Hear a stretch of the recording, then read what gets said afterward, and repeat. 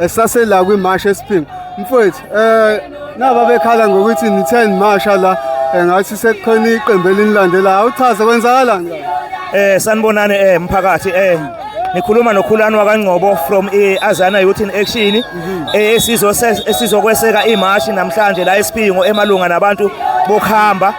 Into isimo esihlangabezana naso namhlanje sihlangabezana nesimo sokuthi sibona namhlanje sesilandelwa ngama security akaBoss. Njalo makukhona into eyenzekayo ama security akaBoss siwathola eba khona. Okubhlungu ama security akaBoss afika efake ama mask asiwaboni noba angobani ame kanjani bawuhlobo luni lomuntu. Okwesibili lama security akaBoss makuyokwenziwa uC4 kuya bakubeka kucace kuC4 ku section 4 ukuthi abantu abazobe bekhona kwezi ababhekelele ezokuvikela amaphoyisa. So asazi ke ukuthi ama security akaBoss afika ngoba wona angobani since ama security akaBoss engama security abafundisiwe labantu ngokuphatha umphakathi ukuthi makuhlangene abantu abasemphakathini yini okumele bayenze. Akhona amaphoyisa akaPOP la okuyiwona dealer nabantu abanesiqhuku sabantu. So iyona question esinayo la esithi siyakhona sibona ama security asilandele esicela ukuthi ama security akaBoss awahamba yogada izitolo zawo ukuthi agada izitolo ahlukane nemarsh yethu sithi asiqhubeke nemarsh yethu. Ucabanga ukuthi kunilandela kwawo mhlawumbe kunama intentions kunenjongo ezithize?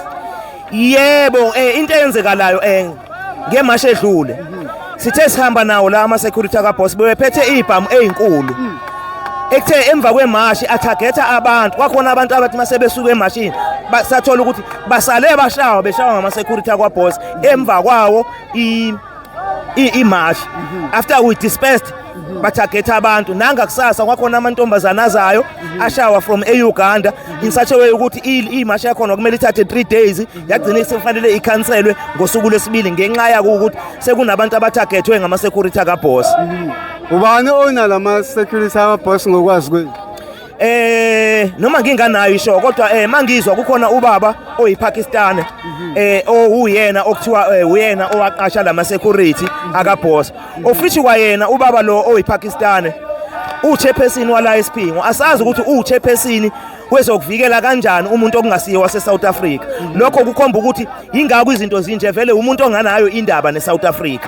Ingakho izinto zinje enganandaba kuyimanje badaza inkani amaphoyisa nawa ayabaxosha badaza inkani kodwa bathi abahambi nathi kuyimanje mawuthi ababuka naba ya bayahamba bahamba la esihamba khona kodwa kuthiwa bahambi nathi. Sesivala mfowethu njengoba eqhamukile escort kuzoyiwa kanjani kuyaqhutshwa kuyiwa phambili kwenzala into singeke siyenze uintimidatewa ngamaphoyisa ngama security akaBoss ngoba into azoyenza la intimidate njengoba enze qalena yazi ukuthi siyazi ukuthi ashaya abantu bethu emva kwemarsh namhlanje azele khona lokho kuzotargetha abantu bethu la ukuthi ubani owenza ukuthi ubani owenza ukuthi ukuze masiphuma la emashini belandele labo bantu labo. Okuyinto ke yenzeka ukuthi kuyimanje mina nomholi lo uNhlanhla la siyitarget la eSphingo siye saqabana kakhulu na kwaze kwayolamula amaphoyisa kaSAPS kubangwa zona lezi zinto zokuthi wona la eSphingo abona ukuthi umthetho owabo. Yes. Ana siyabonga isikhathi sakho. Ngiyabonga kakhulu